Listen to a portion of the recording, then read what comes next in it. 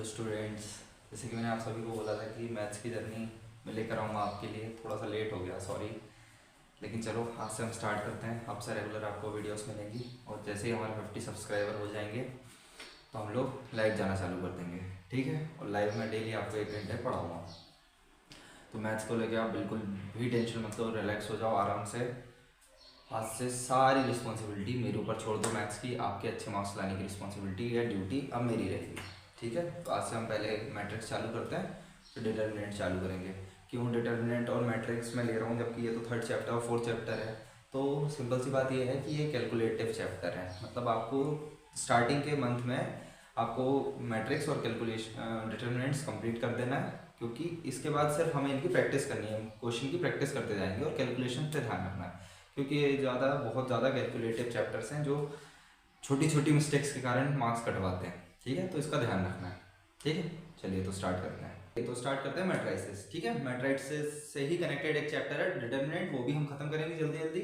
और आप लोग टेंशन फ्री हो जाइए, ठीक है। मैं आपकी एनसीईआरटी भी अच्छे से कंप्लीट कराऊंगा, प्लस आपको प्रीवियस ईयर क्वेश्चन पेपर भी सॉल्व कराऊंगा, पिछले 10 साल के सारे क्वेश्चन आपको सॉल्व कराऊंगा। इसके अलावा एक्स्ट्रा क्वेश्चन जो मुझे लगते हैं जो आपको सॉल्व करने चाहिए अपनी 12th में, वो भी सारे मैं कराऊंगा। तो आप लोग टेंशन फ्री होकर बस मेरे साथ पढ़ते रहिए, डेली 1 घंटे मेरे साथ दीजिए मैथ्स को, और हम लोग इजीली धीरे धीरे करके सारी मैथ्स कवर कर लेंगे, ठीक है। तो टेंशन मत लेना। जिन बच्चों को डर लगता है उनके लिए भी मैं बहुत छोटी छोटी स्टोरीज है मैथ्स की, मैथ्स से रिलेटेड कुछ चैप्टर्स की, कि भाई मैथ्स के कुछ चैप्टर ऐसे हैं जो वर्ल्ड वॉर सेकंड के टाइम डिस्कवर हुए। सोच रहे हो आप कितनी खतरनाक बात है कि वर्ल्ड वॉर सेकंड के टाइम एक चैप्टर है मैथ्स का जो डिस्कवर हुआ था, उस टाइम इसका फर्स्ट क्वेश्चन आया था। आप लोग एक बार चेक करना अपनी एनसीईआरटी में ऐसा कौन सा चैप्टर हो सकता है, और फिर मुझे कमेंट में करके बताना, ठीक है। तो हम स्टार्ट करते हैं आज से मैट्राइसेस। यहाँ देख ही सकते हो मैट्राइसेस, एम के अंदर मैंने नंबर लिख ही दिए हैं। तो मैट्राइसेस किस तरह से होता है, मैट्राइसेस क्या है। मैट्राइसेस एक रेक्टेंगुलर एरा है, किस चीज का, नंबर्स का या फंक्शंस का। अब ये सब तो थ्योरी है, थ्योरी हमें ज्यादा पढ़ना नहीं है, हमें न्यूमेरिकल बेस्ड क्वेश्चन सॉल्व करने हैं, ठीक है। तो सबसे पहले देखते हैं कि क्या होती क्या है मैट्रिक्स। तो मैट्रिक्स सिर्फ अरेंजमेंट है नंबर्स का रो और कॉलम में। अब नंबर्स का ही नहीं है, ये फंक्शंस का भी हो सकता है, ठीक है। तो जैसे अगर मैं आपको बोलूं कि ये मैंने 2x2 की मैट्रिक्स बना दी। अब 2x2 की मैट्रिक्स का क्या मतलब है, ये जो 2 है ये रो को रिप्रेजेंट करेगा, ये कॉलम को रिप्रेजेंट करेगा। ये रो को रिप्रेजेंट करता है और ये कॉलम को रिप्रेजेंट करता है, ठीक है। ये सारी कॉलम्स हैं और ये रो है। तो यही एक बेसिक रिप्रेजेंटेशन है मैट्रिक्स का। अब जरूरी नहीं है, देखो ध्यान से, अब इस तरह से भी बना सकता हूं 2 3 -1। तो अगर ध्यान से देखोगे तो इसमें एक रो है और एक कॉलम है और 3 रो है। तो मैंने पहले क्या बताया आपको, पहले रो लिखना है फिर कॉलम लिखना है। तो रो कितनी है इसमें 3 और कॉलम कितने हैं 1। तो इस तरीके से लिखा जा सकता है, या मैं इस तरीके से भी बना देता हूं, sin x cos x tan x। तो ये हो गया। अब ध्यान से देखो इसमें कितने कॉलम है, 1 2 3, और ये कितने हैं, एक रो है। तो मैं कितनी 1 × 3 लिख दूंगा, ये रो हो गई और ये कॉलम हो गया, ठीक है।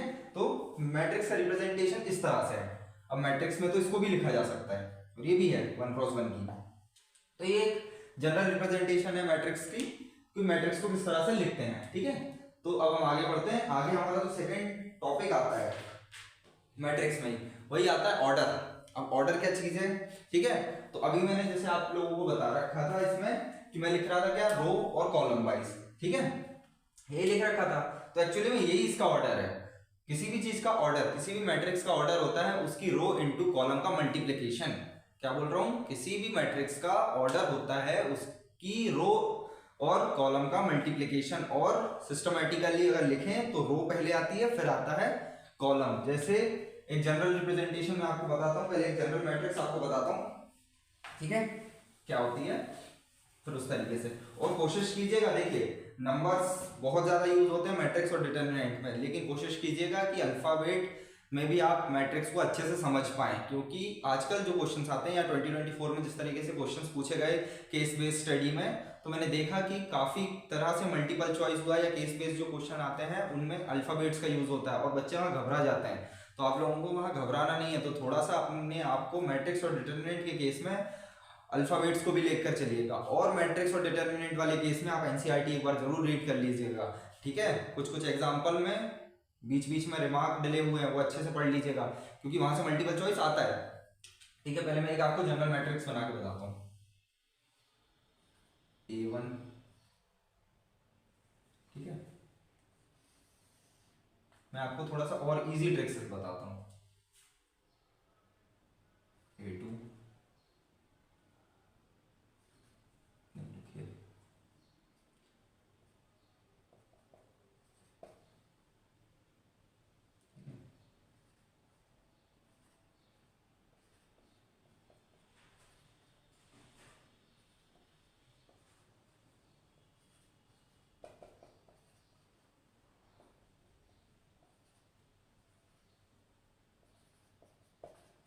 देखो ना, समझना इस चीज को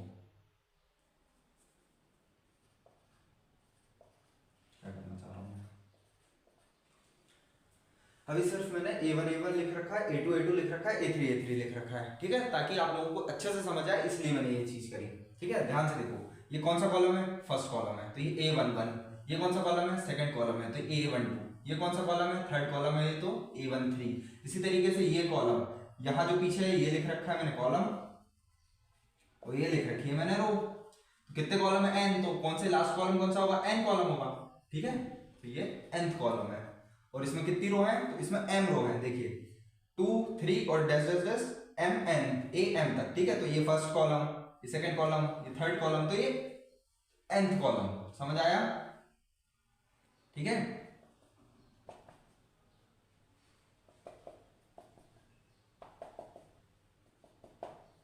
ठीक है, तो ये nth कॉलम है। ठीक है, अब मैंने आपसे बोला था क्या, ऑर्डर। मैंने आपको बता रखा कि भाई ऑर्डर क्या चीज होती है। तो ऑर्डर कुछ नहीं होता है, रो और कॉलम का मल्टीप्लिकेशन। तो इसका इसका इसका जो ऑर्डर है वो क्या है, n क्रॉस n है। ठीक है, तो ये जनरल मैट्रिक्स है। अब देखिए ये कौन सा कॉलम है, सेकंड, ये नहीं, ये फर्स्ट कॉलम है। ठीक है, ये भी फर्स्ट कॉलम है, इस तरीके से m1। अब ये सेकंड कॉलम है, तो ये भी सेकंड कॉलम है, ये थर्ड कॉलम है, तो ये भी थर्ड कॉलम है। आ गया होगा समझ में? इसी तरीके से nth कॉलम है, तो ये भी nth कॉलम है। तो ये पूरी एक जनरल रिप्रेजेंटेशन है, एक जनरल मैट्रिक्स है। ठीक है, तो ये जो इसके अंदर जो बैठे हुए हैं, ये सारे लोग क्या हैं, इसके एलिमेंट्स हैं। ठीक है, ये सब इसके क्या है, एलिमेंट्स है। इसमें कितनी रो है, m रो है, और कितने कॉलम है, n कॉलम है। तो इसका ऑर्डर क्या हो गया, m क्रॉस n। ठीक है, तो ये ऑर्डर है और जनरल मैट्रिक्स का रिप्रेजेंटेशन है। तो ऑर्डर आप लोग समझ गए होंगे। अभी मैं आपको कुछ एग्जांपल दे देता हूं। अगर आप लोगों को याद हो, जैसे मैथ्स सब लोग आपको नंबर से पढ़ाते हैं, बहुत सारे बच्चे होंगे जो जनरल तरीके से मैथ्स पढ़ते हैं, नंबर से पढ़ते हैं। मैं आपको एक छोटी सी स्टोरी सुनाता हूँ बीच बीच में पढ़ाते हुए। ठीक है, अगर आप लोगों ने वो ब्रह्मा जी, शंकर जी और विष्णु जी वाली स्टोरी सुनी हुई कि एक बार ब्रह्मा जी और विष्णु जी लड़ रहे थे कि कौन सबसे बड़ा है, कौन सबसे ताकतवर है।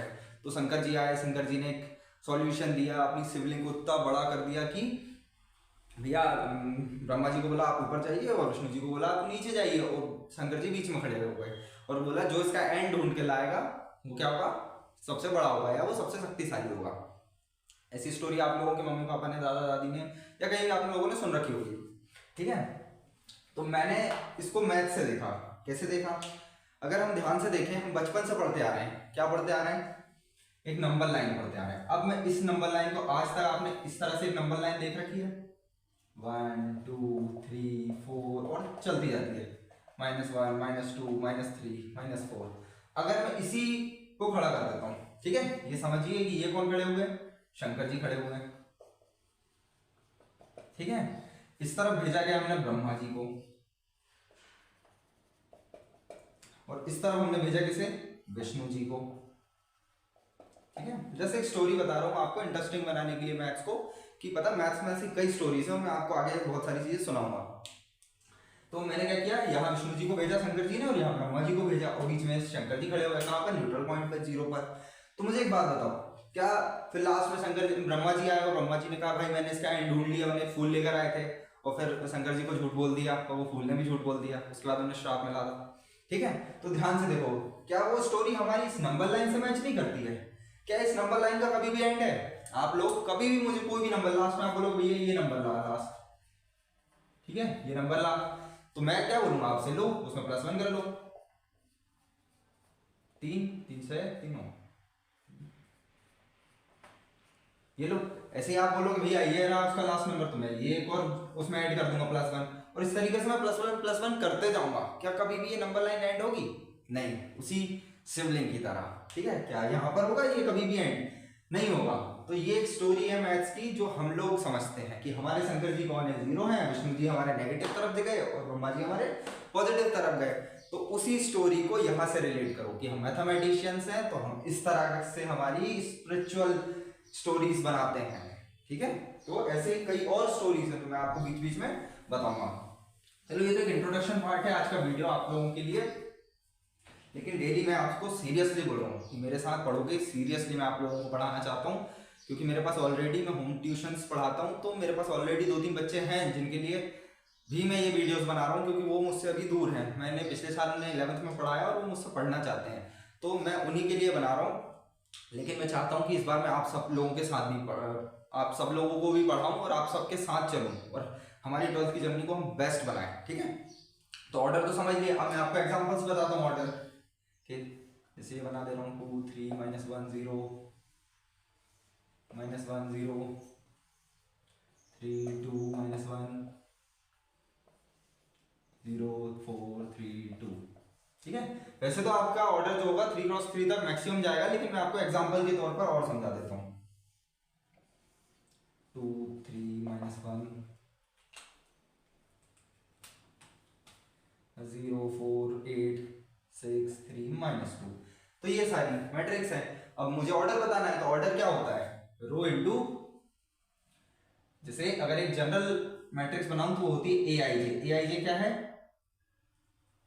AIJ इसका अल्फाबेटिकल रिप्रेजेंटेशन है। ठीक है, किसी मैट्रिक्स का, और उसमें m × n का ऑर्डर। तो m क्या रिप्रेजेंट करता है? m रिप्रेजेंट करता है रो को, n क्या रिप्रेजेंट करता है? कॉलम को, और AIJ क्या रिप्रेजेंट करता है? एलिमेंट्स को।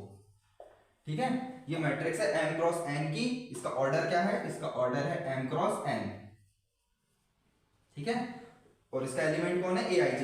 I क्या रिप्रेजेंट करती है? I रिप्रेजेंट करती है रो को, और J क्या रिप्रेजेंट करता है? कॉलम को। ठीक है, कि किस एलिमेंट, मतलब कौन से नंबर का एलिमेंट है वो IJ बताता है। ठीक है, तो ध्यान से देखो कि ये इसमें कितनी रो हैं। तो अगर ध्यान से देखें हम, इसमें 1 2 रो है, इसमें कितने कॉलम है? 2 कॉलम है, तो इसका ऑर्डर क्या हो गया? 2 × 2। इसी तरीके से इसके पास कितनी रो है? 2 रो है, और कॉलम कितना है? 1 है। ध्यान से देखो।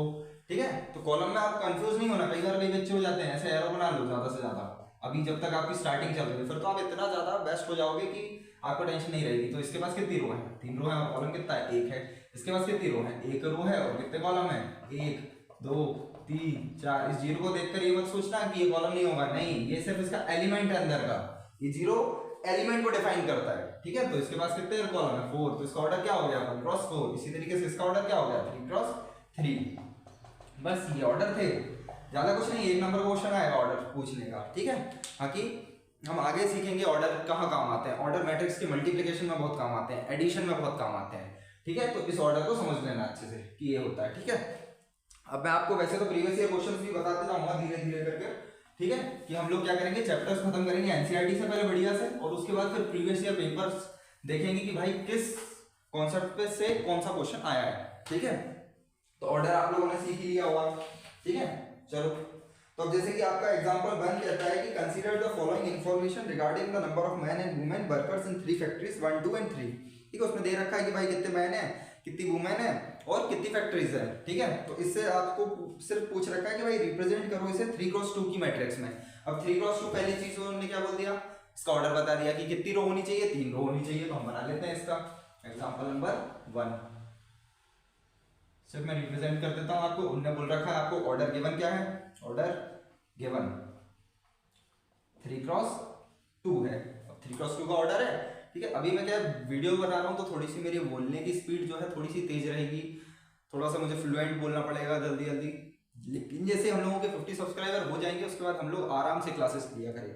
ठीक है, तो टेंशन मत लेना, मैं बहुत आराम से पढ़ाऊंगा और बहुत अच्छे से आपके डाउट सॉल्व करूंगा। और डाउट सॉल्व करने के लिए मैं आपके लिए एक व्हाट्सएप ग्रुप भी बना दूंगा, और हर संडे टू संडे हम लोग एक जूम पर या गूगल मीट पर एक live face to face classes रखा करेंगे, जिसमें आप लोगों की जो भी डाउट होंगे डायरेक्ट मुझ तक आएंगे। ठीक है, मैंने ऑनलाइन पिछले साल भी 2-3 बच्चों को पढ़ा रखा है, तो मैं बहुत कंफर्टेबल हूँ ऑनलाइन पढ़ाने में और आप लोगों के डाउट सॉल्व करने में। ठीक है, तो आप लोगों को बिल्कुल ये ऑफलाइन क्लासेस की तरह ही लगने वाली है आगे चल के। तो बिल्कुल टेंशन मत लेना, ठीक है। क्योंकि मैंने ये चीज़ मैं स्टार्ट इसलिए कर रहा हूँ क्योंकि मैंने कई बच्चों को देखा जो गाँव में बैठे हुए हैं लेकिन बाहर आकर क्लासेस नहीं ले पा रहे हैं, और यूट्यूब पर बहुत सारे वीडियोस पड़े हुए हैं, लेकिन दिक्कत ये है कि वो सब रिकॉर्डेड हैं और रिकॉर्डेड डले हुए हैं। तो मैं आपके लिए वो रिकॉर्डेड चीज़ नहीं लाना चाहता हूँ कि आप सॉल्यूशन देखो, रटो और खत्म करो। क्योंकि कई बार ऐसा होता है कि बच्चा 3 2 6 को भी डाउट के चक्कर में या कंफ्यूजन के चक्कर में 3 2 8 बोल देता है और पूछता है कि 3 2 6 कैसे आया, ठीक है। कई बार मैंने देखा इस चीज़ का, एक छोटा सा एग्जाम्पल था ये। तो वो face to face doubt solve करने के लिए मैं आप लोगों को पढ़ाने के लिए यहाँ आया हूँ, ठीक है। तो आप लोग जल्दी से मेरे साथ आइए। बाकी 50 सब्सक्राइबर तो क्या है, हम अभी बना लेंगे, कोई दिक्कत नहीं है, ज़्यादा टाइम नहीं लगेगा। तो आप लोगों के फेस टू फेस डाउट में सॉल्व करूंगा इजीली, तो आप टेंशन मत लो। मेरे साथ हर दिन जो टाइम हम सूटेबल रखेंगे हमारे वीडियोस के लिए या क्लासेस के लिए, उस टाइम पर आपको डेली वीडियोस मिलेंगी और क्लासेस भी होंगी, आपके डाउट्स भी सॉल्व होंगे और आप लोगों को मैं अच्छी प्रैक्टिस करवाऊंगा बहुत सारे क्वेश्चंस की, ठीक है। तो चलो एग्जाम्पल 1 क्या कहता है कि ऑर्डर दे रखा है 3x2 का, मतलब इसमें कितनी रो होंगी। पहली चीज देखो, इसके पास क्या है, 3 रो है, इसके पास कॉलम कितने हैं, 2 कॉलम है, 1 2 और 3, 1 2। अब हम ध्यान से देखें तो हमें दे रखा है कि भाई कितने मैन है, वर्कर है और कितनी वुमेन है, तो हम इनको क्या कर लेते हैं, जमा लेते हैं। किस तरह से, 30 25 27 25 31 और 26, ये लो, ये इसका रिप्रेजेंटेशन बन गया 3x2 की मैट्रिक्स का। अब कोई कुछ बोलेंगे कि भैया इसको इस तरह से पलटा कर भी तो लिख सकते हैं, इसको इस तरह से भी कर सकते हैं, आपने बिल्कुल जो क्वेश्चन में लिख रखा वैसे क्यों लिखा, जरूरी तो नहीं है ना, ठीक है।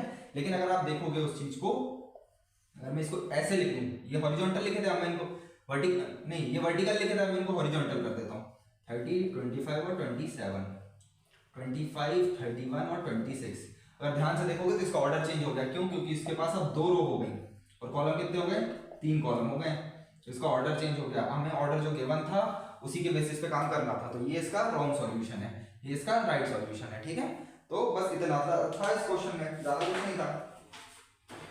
चलो ये भी हो गया।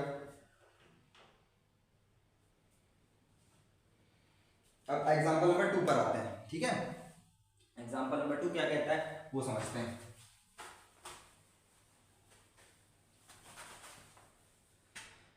एग्जांपल नंबर 2 कहता है कि इफ अ मैट्रिक्स हैज 8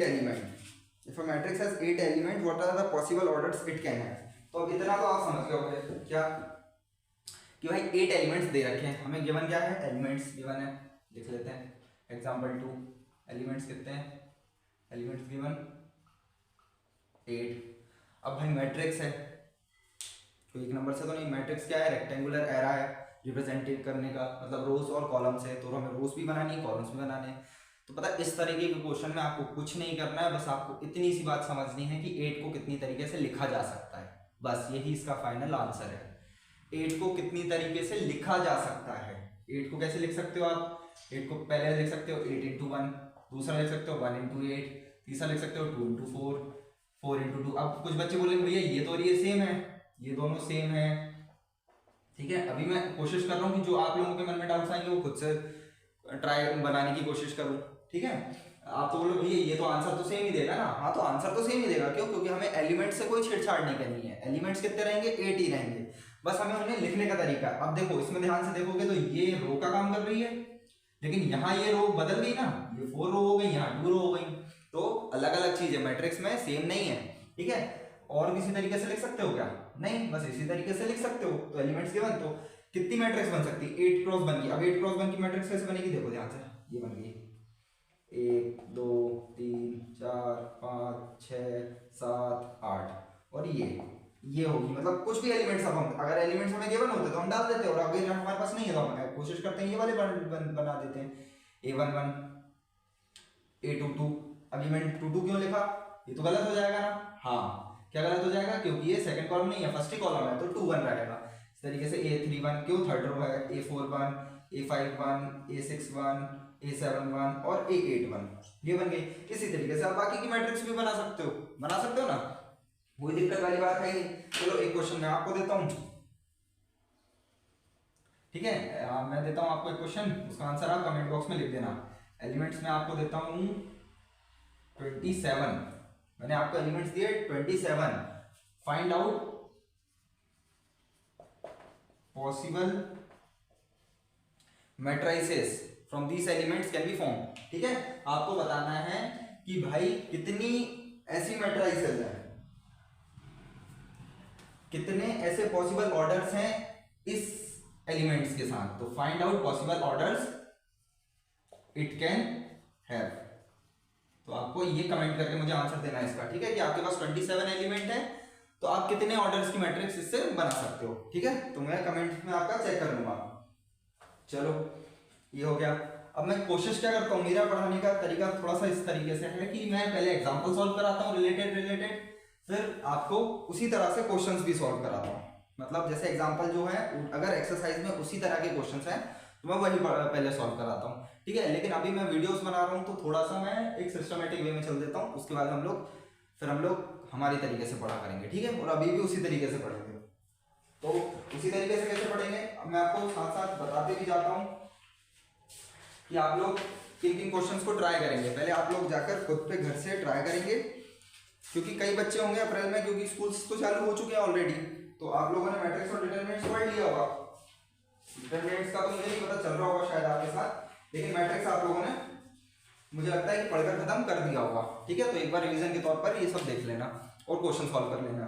ठीक है, तो आपका एक बार रिवीजन भी हो जाएगा, तो फिर आप जो फर्स्ट टेस्ट होगा आपके लिए, उसके लिए तैयार हो जाओ बढ़िया से। तो आप लोग 3.1 का फर्स्ट क्वेश्चन, सेकंड क्वेश्चन और थर्ड क्वेश्चन इन दो एग्जांपल्स की मदद से सॉल्व कर सकते हो। ठीक है, तो आप लोग अभी ये वाले क्वेश्चन करो, फिर मैं आपको शीट्स भी सप्लाई करूंगा कि इन सारे चैप्टर्स के प्रीवियस ईयर अभी से ही सॉल्व करते हुए चलेंगे। हम लास्ट का डंडा नहीं रखेंगे कि लास्ट में जाकर सॉल्व करेंगे, अभी से ही सॉल्व करते हुए चलेंगे। ठीक है, तो ये 3 क्वेश्चन आप लोग ट्राई करना अभी, और जो क्वेश्चन नहीं बनेंगे मैं तो आपको कराऊंगा क्लास में। इसके अलावा आप कमेंट में एक बार और डाल देना कि भैया ये क्वेश्चन और अच्छे से समझा दो। ठीक है, चलो अब जैसे इसका एग्जांपल भाई टाइप ऑफ मैट्रिक्सेस आएंगी। अब मैट्रिक्स भी तो समझनी है, टाइप ऑफ मैट्रिक्स क्या होती है, लेकिन पहले हम मैट्रिक्स का कंस्ट्रक्शन समझ रहे हैं।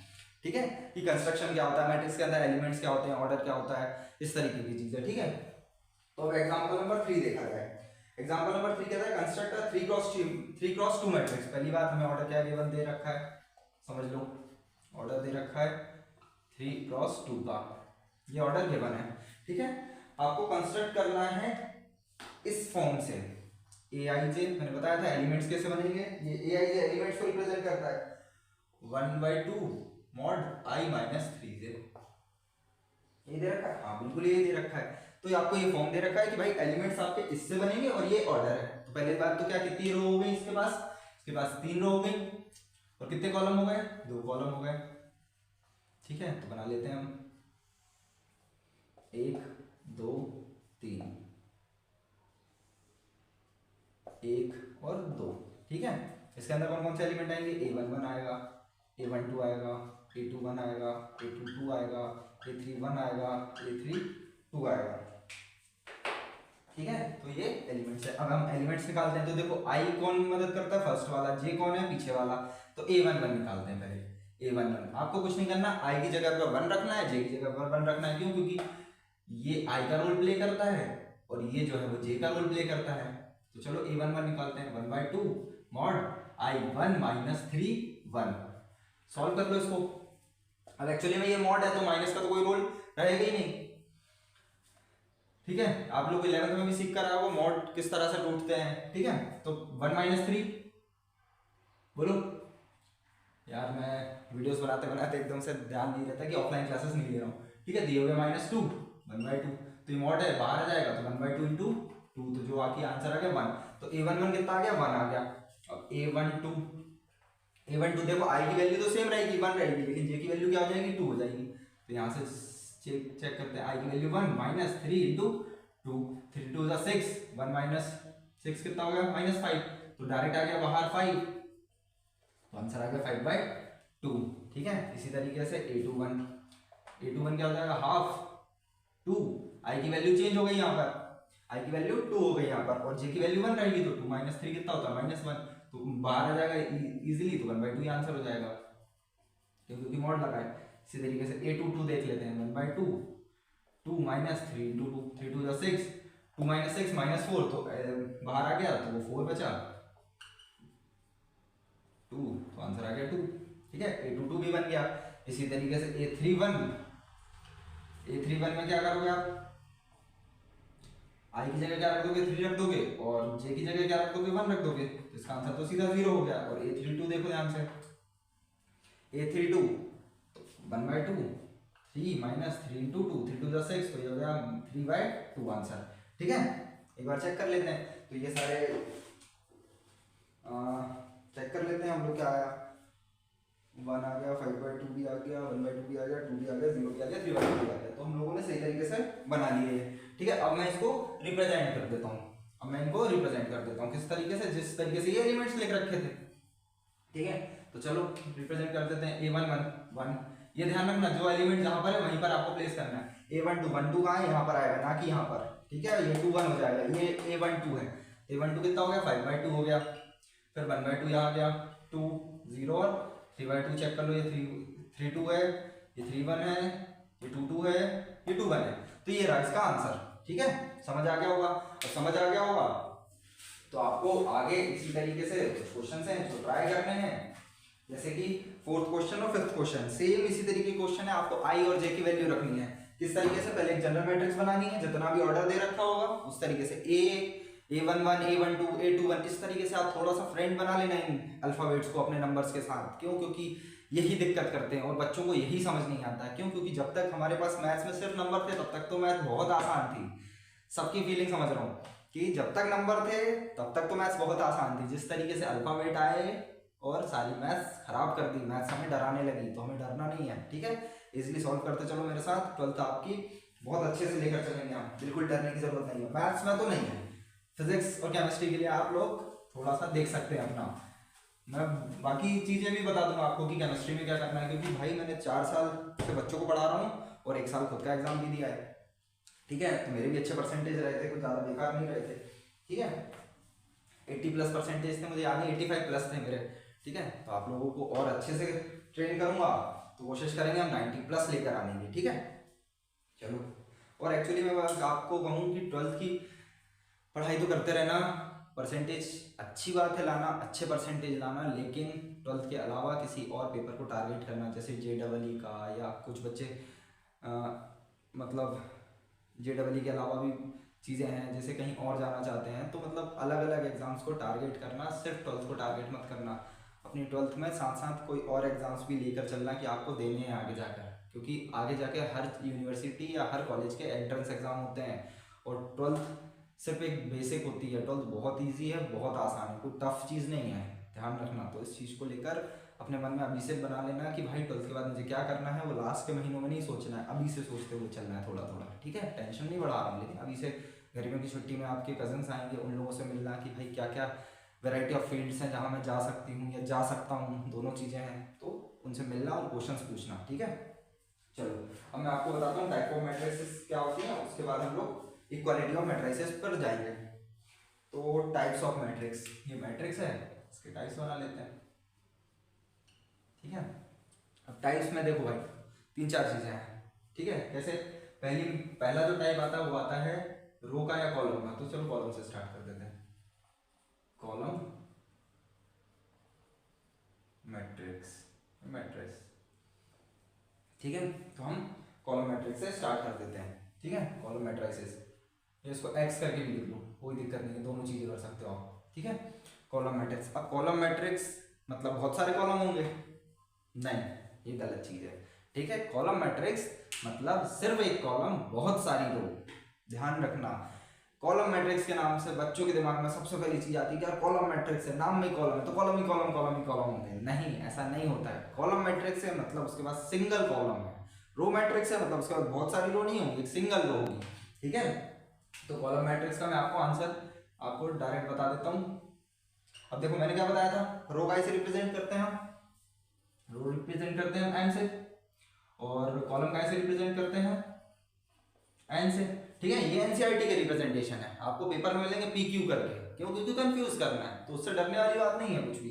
ठीक है, तो रो कितनी, देखो मैंने क्या बोला आपको, कॉलम मैट्रिक्स, इसके पास कितनी होगी, सिर्फ सिंगल कॉलम होगा, सिंगल कॉलम, इसी को बोलते हैं हम कॉलम मैट्रिक्स। बस इतना सा याद रखना है, ना डेफिनेशन पढ़नी है ना कुछ करना है आपको, सिर्फ इतना सा याद रखना है कि अगर कॉलम मैट्रिक्स है तो एक कॉलम होगा, तो एक कॉलम, और बाकी रो कितनी भी हो सकती है, रो तो इनफाइनाइट हो सकती है। ठीक है, जैसे रो कितनी का ऐसे रिप्रेजेंट करता है एम से, तो एम भी हो सकती है 10 हो सकती है, 30 हो सकती है, 50 हो सकती है, 70 हो सकती है, इसी तरीके से एम रोज है, लेकिन कॉलम कितने होंगे एक।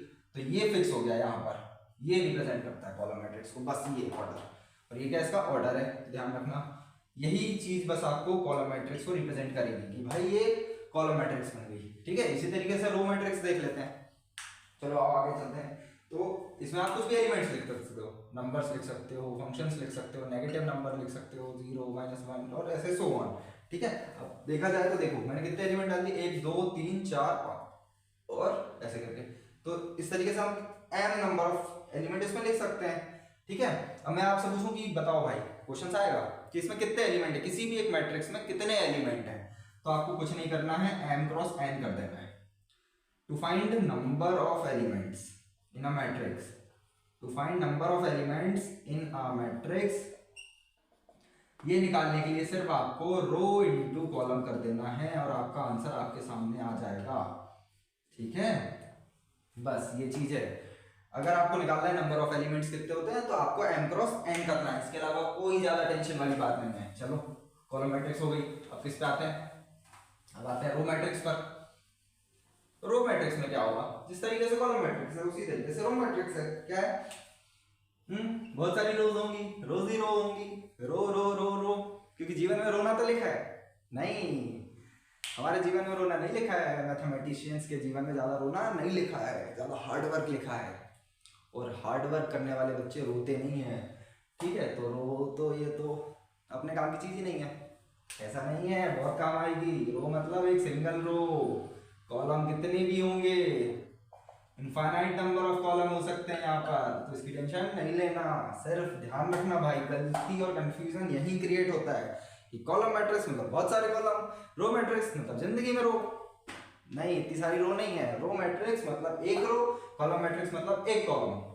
तो ध्यान रखना। तो यहाँ क्या फिक्स हो जाएगा, अब यहाँ देखो, यहाँ बच्चे इस तरीके से करते हैं n × 1, इसको मैं n स्मॉल लेटर में लिखता हूँ। क्या सही है, नहीं सही है, क्यों, क्योंकि मैंने सिखाया है पहले रो लिखना है फिर कॉलम लिखना है, और कॉलम कितने हैं इसके पास, इनफाइनाइट नंबर ऑफ कॉलम्स हैं, तो इससे तो फर्क पड़ता ही नहीं है, ये फिक्स हो जाएगा यहाँ पर। यही इसका ऑर्डर भी हो जाएगा कि भाई इसके पास रो कितनी होंगी, सिर्फ एक रो होगी, वहां की कॉलम कितने होंगे, ढेर सारे होंगे, तो नंबर लिख सकते हो आप 2 3 √3 2 0 -2 और जो आपके फेवरेट नंबर है। ठीक है, तो ये बन गई रो मैट्रिक्स। क्या भाई, रो मैट्रिक्स में रो कितनी होंगी, सिर्फ एक रो होगी, कॉलम कितने होंगे, ढेर सारे हो सकते हैं। ठीक है, बस इतनी सी बात थी, बाकी आपको ज्यादा कुछ इसमें सीखना नहीं है, क्यों, क्योंकि थ्योरी पार्ट कम है, सिंगल रो। ठीक है, इनके हम क्वेश्चन सॉल्व करेंगे, बस वहीं से क्वेश्चन आते हैं, ये तो 1-2 नंबर में कभी कभार पूछ लिए जाते हैं। ठीक है, तो बस ये थोड़ा सा हमें बेसिक आइडिया होना चाहिए समझने के लिए। चलो रो मैट्रिक्स भी हो गई, अब स्क्वायर मैट्रिक्स आती है। एनसीईआरटी में आप लोग साथ साथ पढ़ सकते हो मेरे। ठीक है, तो एनसीईआरटी भी रीड हो जाएगी एक बार। अब वैसे तो भैया अभी तक क्या फिजिक्स की एनसीईआरटी तो रीड हो नहीं रही, हमसे केमिस्ट्री की एनसीईआरटी रीड हो नहीं रही, इंग्लिश पढ़ते बन नहीं रही, और आप बोल रहे हो मैथ्स की भी एनसीईआरटी रीड कर लो, ये तो टफ चीज है। नहीं, मैथ्स में कुछ चैप्टर्स हैं जिनकी एनसीईआरटी आपको रीड करनी है एक बार। क्यों, क्योंकि वहां से एक नंबर के मल्टीपल चॉइस क्वेश्चन आते हैं, और मैंने देखे हुए आए हुए, क्योंकि मेरे पास एक बुक ऑलरेडी रखी हुई है पिछले 10 साल के पेपर्स की। ठीक है, जिसमें मैंने देख रहा हूँ कि क्वेश्चन कुछ चैप्टर से आते हैं बीच बीच में से। ठीक है, तो आपको बस थोड़ा सा ध्यान रखना है, मैं जो चीजें आपको बोलूंगा रीड करने को, बस उतनी चीजें रीड कर लेना, बाकी ज्यादा टेंशन वाली बात नहीं है। डिटर्मिनेंट्स अच्छे से रीड कर लेना, मैट्रिक्स में इतना कुछ खास है नहीं रीड करने को, इन कुछ चैप्टर्स में आपको बताऊंगा तो रीड कर लेना। क्यों, क्योंकि वो 1-1 2-2 नंबर बहुत ईजी होते हैं, लेकिन क्या होता है कि बच्चों ने पढ़े ही नहीं तो आते ही नहीं है, सिंपल सी चीज है। मल्टीपल चॉइस में तो यही होता है कि आता है या तो नहीं आता है, जब थ्योरी बेस्ड कोई चीज है तो वो तो आती है या नहीं आती, उसमें बीच का कोई रास्ता ही नहीं कि सॉल्व करके देख लेंगे। सॉल्व करने में 1 नंबर में इतना टाइम फिर वेस्ट करोगे, इसलिए कुछ चैप्टर जो मैं बताऊंगा वो पढ़ लेना थोड़ा सा। चलो कॉलम मैट्रिक्स भी हो गई, रो मैट्रिक्स भी हो गई।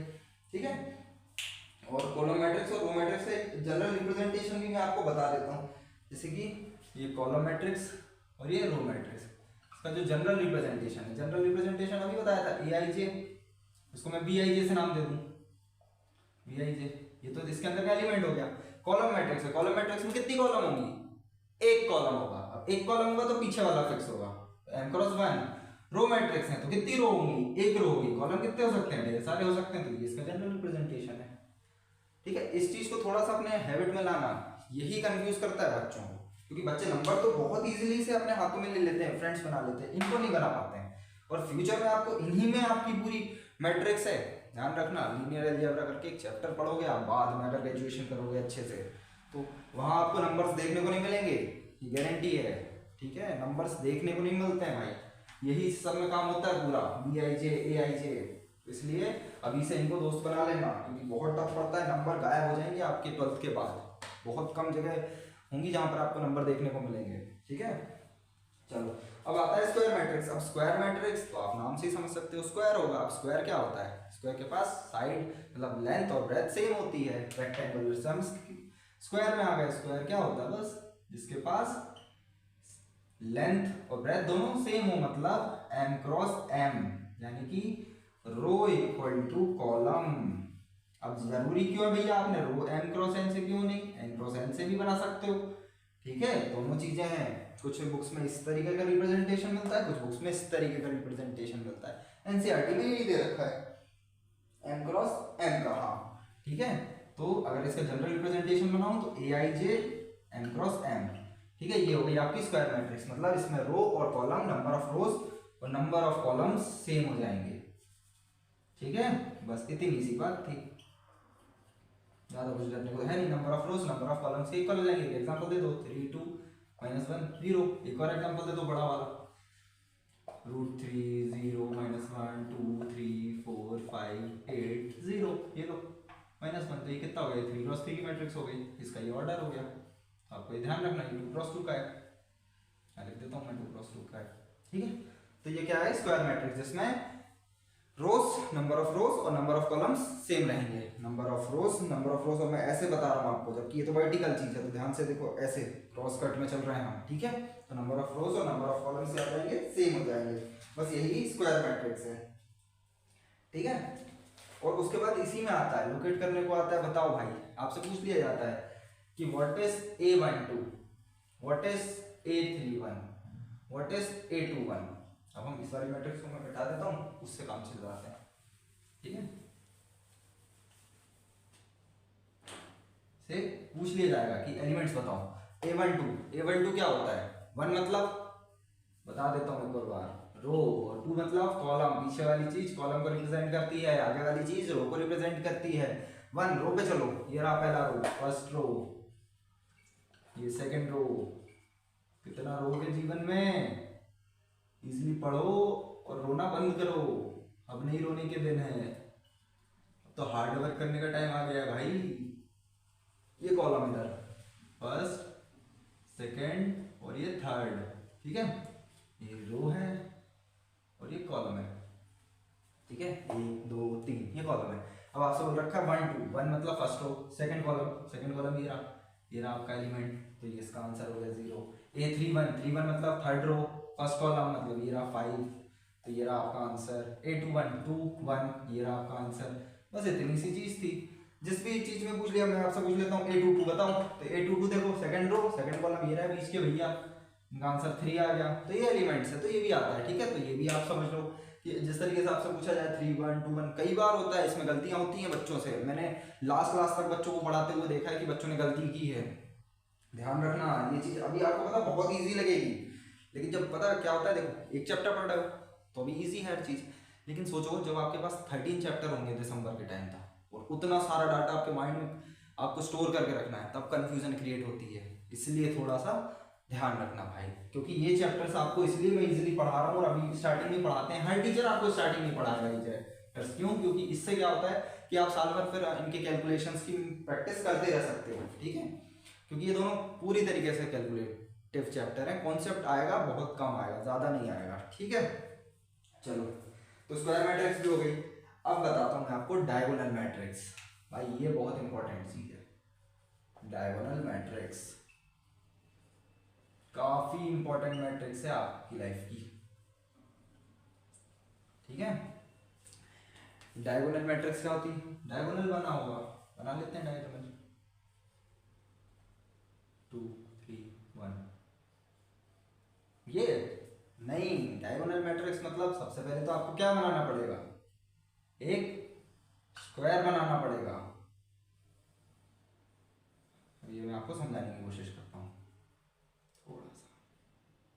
ठीक है, डायगोनल मैट्रिक्स वो मैट्रिक्स होती है जिसके डायगोनल एलिमेंट्स को छोड़कर बाकी सारे एलिमेंट्स जीरो होते हैं। जैसे 0 0, मैं थोड़ा सा अच्छे से पढ़ लेता हूँ, मेरा 2, तो ये 0 ये 0, इसको और नीचे जाके लिखता हूँ 1, इसको और नीचे जाके लिखता हूँ 3, थोड़ा सा यहाँ लिखता हूँ 3 0 0, ये हो गया 1। ठीक है, ये होती है डायगोनल मैट्रिक्स। डायगोनल मैट्रिक्स में डायगोनल एलिमेंट्स को छोड़कर बाकी सारी जो भी नंबर्स होते हैं वो जीरो होते हैं, लेकिन यहाँ भी जीरो आ सकता है। ठीक है, ये नहीं बोल रहा हूँ मैं आपको कि डायगोनल एलिमेंट बिल्कुल ही नॉन जीरो होंगे। ठीक है, लेकिन डायगोनल एलिमेंट्स को छोड़कर बाकी सारे नंबर जीरो होने चाहिए, बाकी सारे नंबर जीरो होने चाहिए। 2 नहीं होगा यहाँ पर, अगर ये 2 हो गया तो ये डायगोनल मैट्रिक्स नहीं है। ठीक है, डायगोनल मैट्रिक्स क्या होती है? डायगोनल एलिमेंट्स को छोड़कर बाकी सारे एलिमेंट्स क्या होंगे? जीरो होंगे। ठीक है, यही बस इतनी सी चीज है इसमें। जैसे अब इसका रिप्रेजेंटेशन जिस तरीके से पेपर वाले घुमाते हैं, aij i is not equal to j equals to 0, मतलब जहां पर i और j सेम नहीं होगा वहां पर ये चीज जीरो होगी। या तो इसको ऐसे लिख लो, पहले लिख लो और फिर इसको लिख लो कि भाई ये इंप्लाई कर रहा हूं इसको। ठीक है, कि जहां पर i और j सेम नहीं है वहां पर ये चीज जीरो होगी। बस ये मेन फैक्टर है कि डायगोनल एलिमेंट्स या डायगोनल मैट्रिक्स में डायगोनल एलिमेंट्स को छोड़कर सारे नंबर्स जीरो होंगे, याद रखना। ठीक है, यही डायगोनल मैट्रिक्स है, बाकी इसमें ऐसा कुछ खास है नहीं। और एक चीज और कि भाई इसका ऑर्डर तो हमेशा क्या होगा? स्क्वायर मैट्रिक्स ही होगी। तो स्क्वायर मैट्रिक्स होने के लिए इसको कैपिटल ए नाम से दे दूं तो m क्रॉस n का ऑर्डर होगा। ठीक है, इसको मैं ए दे देता हूं, तो ये क्या होगा? 3 क्रॉस 3 का 2 क्रॉस 2 की मिलेगी आपको। आपके 12th क्लास में सिर्फ 2 क्रॉस 2 की मैट्रिक्स या फिर 3 क्रॉस 3 की मैट्रिक्स देखने को मिलेगी ज्यादातर। तो डायगोनल मैट्रिक्स या तो 3 क्रॉस 3 की हो सकती है, स्क्वायर मैट्रिक्स ही होगी। डायगोनल मैट्रिक्स है तो स्क्वायर मैट्रिक्स ही होगी, और स्क्वायर मैट्रिक्स है तो i और j जब इक्वल नहीं होंगे, i और j इक्वल नहीं होंगे तो कैसे? देखो ध्यान से, ये a1 1 है, ये दोनों इक्वल है, हाँ मतलब कुछ नंबर है इनके पास। ठीक है, जैसे a1 2, अब a1 2 देखो 1 और 2 क्या है? सेम है क्या? नहीं, 1 और 2 सेम नहीं है, मतलब ये चीज जीरो होगी। a1 3 ये भी सेम नहीं है, मतलब ये चीज भी जीरो होगी। तो आपको बस यही अपनी लाइफ में थोड़ा सा इंक्लूड करना है कि आपको अल्फाबेट्स में भी चलना है। मैं आपको पहले भी बता दूं और अभी भी बता दूं कि थोड़ा सा अल्फाबेट को अपना दोस्त बनाकर रखना है। ठीक है, ये इसके क्या होंगे? डायगोनल एलिमेंट्स होंगे। ठीक है, तो ये डायगोनल मैट्रिक्स होंगे। डायगोनल मैट्रिक्स 2 क्रॉस 2 की भी हो सकती है, क्यों नहीं हो सकती? 2 -1 0 0, सिंपल सी बात है। डायगोनल एलिमेंट्स को छोड़कर बाकी सारे नंबर क्या होंगे? जीरो होंगे। ठीक है, ये बन गई डायगोनल मैट्रिक्स। अब डायगोनल मैट्रिक्स क्या है? स्क्वायर मैट्रिक्स भी है, ऑब्वियस सी बात है, सिंपल सी चीज। तो चलो सीख गए, diagonal matrix is also a square matrix, क्योंकि भाई स्क्वायर्स के बाद तो रेक्टेंगल डायगोनल है। ठीक है, चलो अब आता है स्केलर मैट्रिक्स। एक और टाइप की मैट्रिक्स आती है, वो है स्केलर मैट्रिक्स। अब स्केलर मैट्रिक्स क्या कहती है? ये भाई वेक्टर्स और स्केलर्स अभी तक फिजिक्स में पढ़ रहे थे, वो कम नहीं था, तो यहाँ पे भी आ गए। थोड़े से आएंगे, ज्यादा नहीं आएंगे। वेक्टर यहाँ भी है चैप्टर, लेकिन इतना ज्यादा परेशान नहीं करेंगे जितना आपको परेशान फिजिक्स में करते हैं। ठीक है, भूत बन के आपके बीच सपनों में नहीं घूमेंगे, यहाँ पे दोस्त बन के आपके साथ रहेंगे और आपको मार्क्स दिलाएंगे। इतनी टेंशन वाली बात नहीं है। स्केलर मैट्रिक्स है मतलब पहली चीज तो ये स्क्वायर मैट्रिक्स होगी, पहली चीज ये स्क्वायर मैट्रिक्स होगी, दूसरी चीज ये डायगोनल मैट्रिक्स होगी। और डायगोनल मैट्रिक्स क्या होती है? उनके सारे नॉन डायगोनल एलिमेंट क्या होते हैं? जीरो होते हैं। लेकिन स्केलर एक थर्ड वर्ड जुड़ गया है, तो इसमें जो तीनों एलिमेंट होंगे वो सेम होंगे। क्या होंगे? सेम होंगे। अगर मैं यहाँ 2 लिखूंगा तो यहाँ भी 2 और यहाँ भी 2 लिखूंगा, 0 0 0 0 0 0 0, ये बन गई 3 क्रॉस 3 की एक स्केलर मैट्रिक्स। एक 2 क्रॉस 2 की मैट्रिक्स बना देता हूँ, √5 0 0 √2। क्या ये स्केलर मैट्रिक्स है? नहीं, ये स्केलर मैट्रिक्स नहीं है। स्केलर मैट्रिक्स के हर डायगोनल एलिमेंट सेम होते हैं। ठीक है, ये आपको लाइन नहीं बनानी है, बस मैं आपको अभी समझाने के लिए, सिखाने के लिए स्पून फीडिंग कर रहा हूँ। ठीक है, जब हम लोग सीखने लगेंगे, करने लगेंगे, तो फिर हम धीरे धीरे करके ये सारी स्पून फीडिंग छोड़ देंगे। तो स्केलर मैट्रिक्स क्या होती है भाई?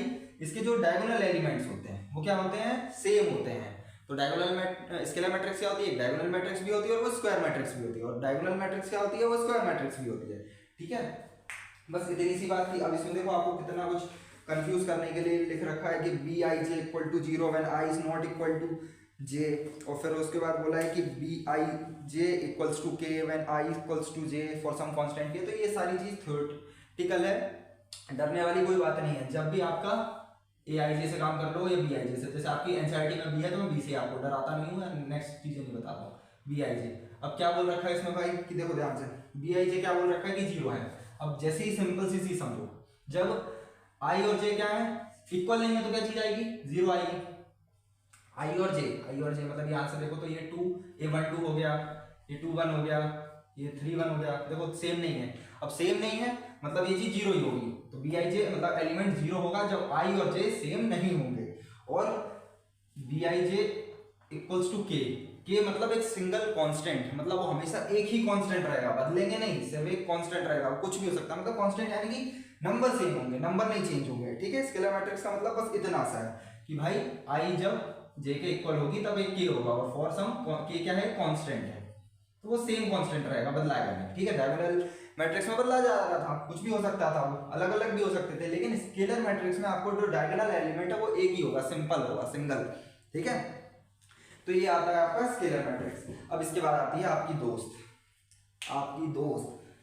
भाई, पूरी क्लास 12th में जो आपको सबसे ज्यादा हेल्प करेगी वही आ गई अब आपके साथ, आपसे मिलने। तो मिल लो, हैंडशेक कर लो उसके साथ काफी अच्छे तरीके से, और वो उसका नाम है identity matrix. Identity matrix numbers के सिस्टम में जाना जाए और मल्टीप्लिकेशन के ऑपरेशन में जाना जाए। अब ऑपरेशन क्या हो गया, ऑपरेशन 4 है, डिवीजन मल्टीप्लिकेशन,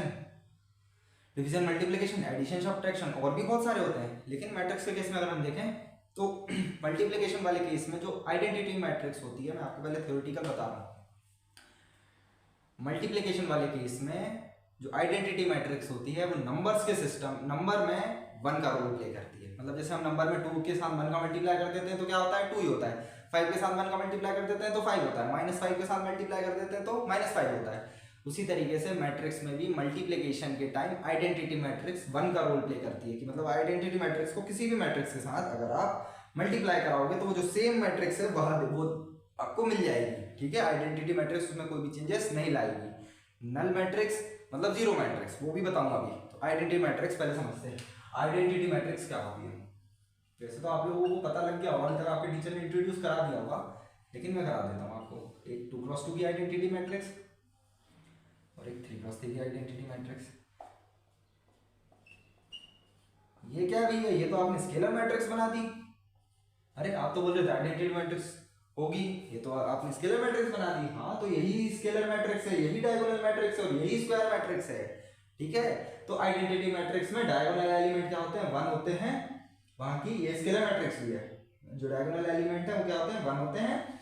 वहां की सारे एलिमेंट्स क्या होते हैं, 0 होते हैं, ठीक है। तो ये 2x2 की आइडेंटिटी मैट्रिक्स है, 3x3 की आइडेंटिटी मैट्रिक्स, बस इसमें कोई भी चेंजेस नहीं है। अब जैसे इसको समझाने का तरीका किस तरीके से देखो जरा, AIJ when equal to 0 when I is not equal to J, ये चीज समझना। IJ क्या है, 0 होगी जब I और J सेम नहीं होंगे। when लिख लो यहाँ पर, I और J जब सेम नहीं है, I और J जैसे ध्यान से देखो तो ये हो गया, ये 1 2 हो गया, ये 2 1 हो गया, इसी तरीके से ये 8 2 1 हो गया, ये 3 1 हो गया, ये 1 3 हो गया। तो ये अलग अलग देखो ध्यान से, ये सेम नहीं है इसलिए 0, ठीक है।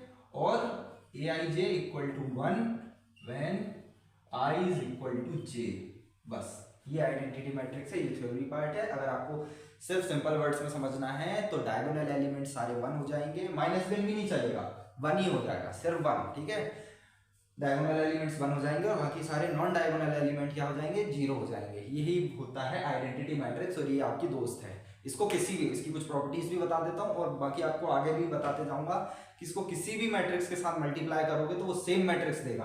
और इसका रिप्रेजेंटेशन, इसको रिप्रेजेंट किया जाता है, रिप्रेजेंटेड बाय आई, ठीक है। कैपिटल आई से इसको क्या करते हैं, रिप्रेजेंट करते हैं। तो मैं एक मैट्रिक्स जैसे ए, कोई भी एक मैट्रिक्स ए मान लेता हूँ, m क्रॉस n ऑर्डर की, ठीक है। मैं उसके साथ क्या का मल्टीप्लाई कराता हूँ, आई का। आई किस ऑर्डर की रहेगी, सेम ऑर्डर की रहेगी जो ये ऑर्डर है, ध्यान रखना, ठीक है।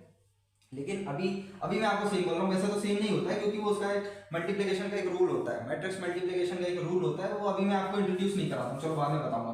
तो इतना ध्यान रखो कि अगर मैं किसी भी मैट्रिक्स में आई का मल्टीप्लाई करा देता हूँ तो वो वापस आई दे देता है, सॉरी, ठीक है। तो आई क्या है, 1 की तरह रूल करती है। जैसे 2 into 1 करूंगा तो 2 आ जाएगा, -5 into 1 करूंगा तो -5 आ जाएगा। ये नंबर सिस्टम है, उसी तरीके से ये मैट्रिक्स सिस्टम है। कि भाई किसी भी मैट्रिक्स में आई का मल्टीप्लाई करोगे तो वो डायरेक्ट क्या देगा, वही मैट्रिक्स देगा।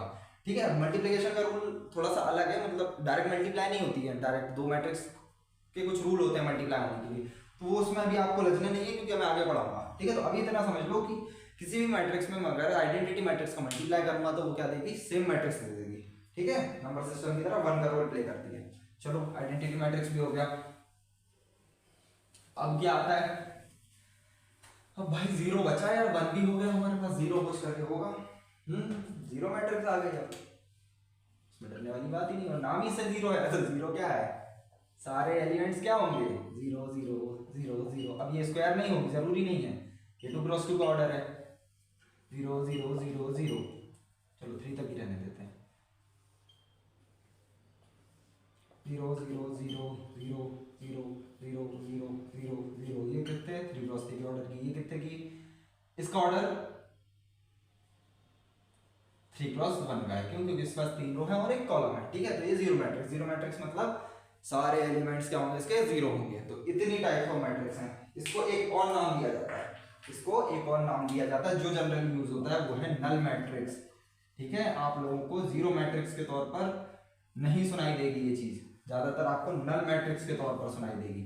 ठीक है, तो ध्यान रखना, डरना नहीं है, नल कुछ नहीं, खत्म बात, बस इतना था टाइप ऑफ मैट्रिक्स इसमें, यही था टाइप्स। अब आप इनके बढ़िया से, और हाँ एक चीज और, जैसे तो आज तो फर्स्ट क्लास है लेकिन मैं आपको फिर भी बता देता हूँ कि भाई प्रॉपर नोट्स तैयार करना, नोट्स के साथ कोई मस्ती मत करना, बहुत काम आएंगे। दिसंबर के बाद से आपको नोट्स की कीमत समझ आएगी। ठीक है, कहीं भी हर कुछ मत लिखना, एक प्रॉपर कॉपी बनाना मैथ्स की जिसमें आपके हर क्वेश्चन का सॉल्यूशन हो, क्योंकि दिसंबर के बाद जब प्री बोर्ड्स आने लगते हैं ना तो हमें बहुत घबराहट होती है और सॉल्यूशन नहीं मिलते तो हम नेट पे जाते हैं, लेकिन वो नेट पे जाने की जरूरत नहीं है, या किसी की फोटो कॉपी करा लेंगे, वो बिल्कुल अच्छी बात नहीं है। अगर आपको 90+ मार्क्स चाहिए, मैं बोलता हूँ आपको 95 मार्क्स चाहिए, नोट्स बनाना बहुत काम आएगी और 10 नंबर आपके वो नोट्स से दिलाएंगे आपको। पहले तो 20 नंबर्स नोट्स तो होते ही हमारे स्कूल में बिहेवियर के लिए, लेकिन वो 80 में से अगर आपको 75 मार्क्स लाने हैं तो वो 5 नंबर जो ऊपर रोल प्ले करते हैं ना 70+ के बाद जो 10 नंबर का एक गैप आता है,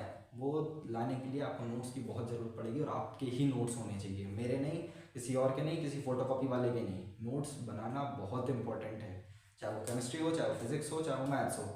जब मैं 12th में था तो मैंने भी ज़्यादातर नोट्स नहीं बनाए थे, तो फिर मैंने बाद में उस चीज़ को रिग्रेट किया था। ठीक है, लेकिन आप लोगों को मैं पहले ही बता दे रहा हूँ कि भाई नोट्स बनाना, अच्छे से बनाना, भाई भी बनाना, बहनें भी बनाना और बेटे, ठीक है बच्चे आप सब लोग बनाना, नोट्स बनाना, थोड़ा सा सीरियस हो जाना। 12th है, बोर्ड है, अच्छे परसेंटेज है, लाइफ टाइम आपकी मार्कशीट से पूछा जाता है कि भाई कितने परसेंटेज बने हैं, तो थोड़ा सीरियसली ले लेना। ज़्यादा मैटर नहीं करेगी ये, क्योंकि आजकल हर यूनिवर्सिटी, हर कॉलेज, कोई भी ड्रीम है तो उसको फुलफिल करने के लिए एंट्रेंस एग्जाम देना पड़ता है।